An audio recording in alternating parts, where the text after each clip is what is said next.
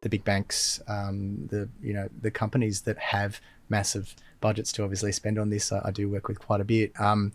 We're seeing more of a campaign-based approach to learning in this space. So it's an always-on approach.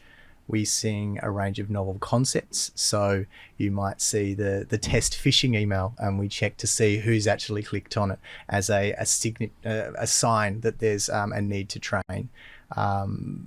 Simulations, skills drills, what would you do if, those types of situations. I think they're the practical, where the rubber hits the road on some of this stuff inside of organizations, and they support, I guess, the doing part of learning, where we're talking about, we've got the baseline awareness, we've got the baseline qualifications in place. It's kind of how do we act and how do we behave when something actually happens, that I think is kind of the next stage of that, where the learners are really applying what it is that they've learned. I kind of call it, the cyber muscle, where they're exercising that. And that's a stark contrast to completing an e-learn once a year and, then forgetting about it. A couple of other examples I've seen, we've seen things like AI coaches now. The advent of AI is there, and we've helped develop those, where people run through simulations and someone's actually supporting them to ask questions and doing those types of things.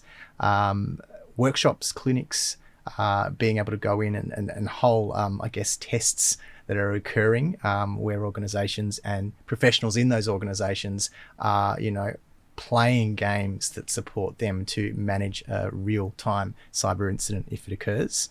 But the other thing, I guess, that I'm seeing is the range of comms, support mechanisms, leader-driven pieces of learning as well, that are basically helping organizations to embed this stuff in the culture. And I think you mentioned that, Damien. It's so important that this isn't a flash in the pan thing you do once a year.